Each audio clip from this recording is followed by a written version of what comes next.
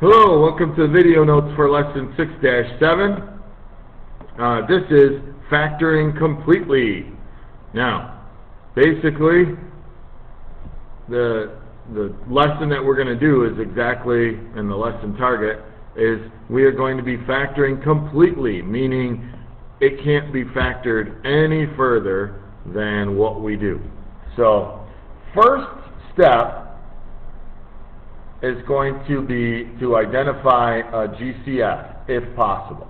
If there's a GCF, you factor that out.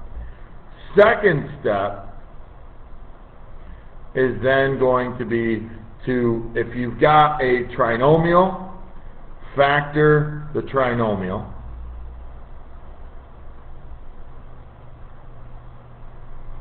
In many cases you will. And then the third and final step is to look out for any other things like difference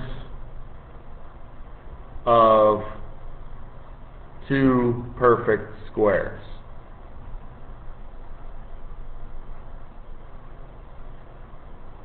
Alright, so because we are factoring, our final answer will have parentheses in it and probably a whole bunch. So here's our first example. 4x squared minus 100. By the way, this is a difference of two perfect squares. But before I look for that, I need to find the GCF. And the GCF for both of these is 4. So I'm going to divide 4 out. Then I'm going to put parentheses. What do I have left? X squared, 100 divided by 4, minus 25. Hey, look at that. I don't have a trinomial, but I do have a difference of two perfect squares. And remember what that is going to be. It's going to be, so the square root of x squared is x, so I'm going to have x times that, x and an x, and then I need a positive 5 and a negative 5. So 4, parentheses, x plus 5, and then another parentheses, x minus 5. And there is, your final answer. It is factored completely. Alright, we have some more examples below. So let's go ahead and start working them out. When I look at this first problem, I see that there is a common factor, a greatest common factor of x. So I'll factor that out first. What do I have left? X squared minus 8x plus 16. Alright, so now, what can I do with this trinomial? Well, x squared minus 8x plus 16, because this last term is a positive, I know that both of these are going to have the same sign. And because the middle term is negative, they're both going to be negative. So it's actually going to be, here we go, x squared, parentheses, x minus 4, and x, oops, sorry, made a mistake. That is not x squared on the outside there. X, parentheses, x minus 4, and x minus 4.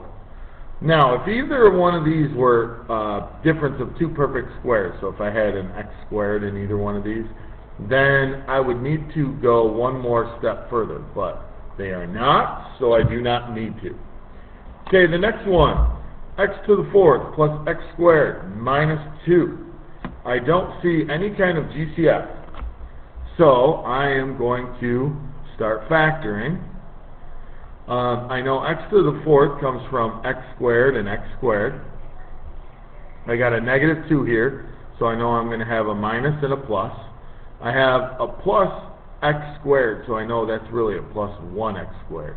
What does that come from? Well, factors of 2 are 1 and 2. So since it's a positive 1, I know the 2 is the positive number, and the 1 is the negative number. Now you might think that you're done, but be careful. The x squared minus 1, that is the difference of two perfect squares. So really, this is x plus 1, in parentheses, x minus 1, and then we have our x squared plus 2. Now because this term has a higher degree with that exponent, we should probably put that first, so you should rewrite it one more time. X squared plus 2, put that one in the front, then do your x plus 1 and your x minus 1. Alright? Okay. Let's take a look at the next example. X to the fourth minus 81. Well, again, two perfect squares, right? So we've got x squared plus 9 and x squared minus 9. If you're wondering where I got that, well, the x squared times the x squared gives me x to the fourth. Positive 9 times negative 9 gives me negative 81. If I multiply 9 times x squared and negative 9 times x squared, I get a positive 9x squared and a negative 9x squared, and they would cancel out. So I'm not going to do that. So what do I do now? It looks like it's done, but hopefully you're recognizing, oh wait, I've got a difference of two perfect squares here. So I still have this term, or this expression, x squared plus 9. But now I've got x plus 3 and x minus 3 coming from my x squared minus 9. Okay. A couple more. I'm going to go ahead and do all of these. So if you're not done, pause the video because I'm going to clear the screen. We're going to take a look at all of these because these are all great examples of the different kinds that you're going to see. Okay, this next one, 2x squared plus 8x minus 10. Now, we do have a GCF here. It is 2.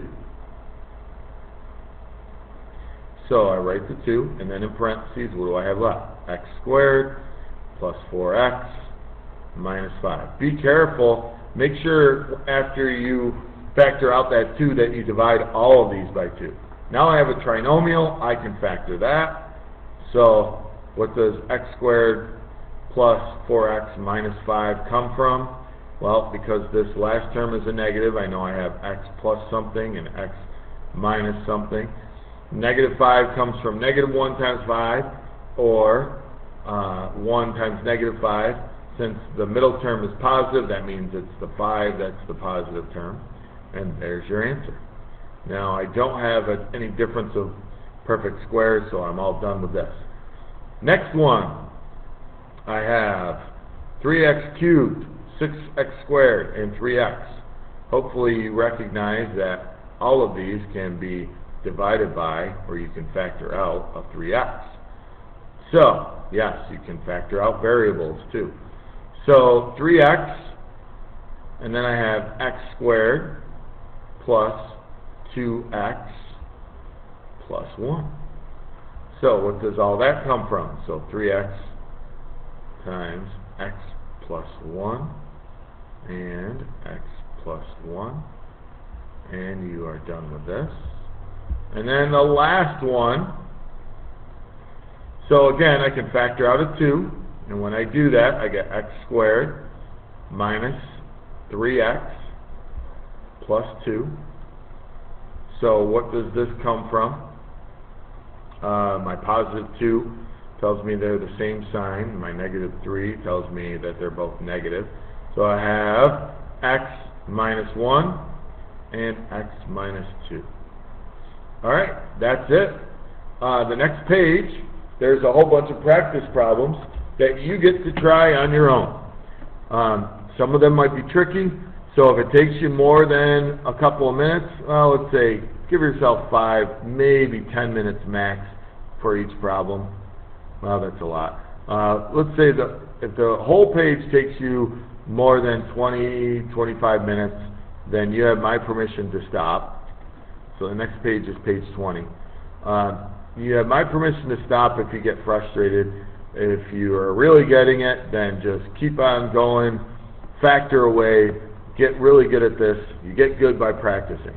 If you have any trouble, go back and rewatch the video or come see me for help. Good luck. We'll see you in math.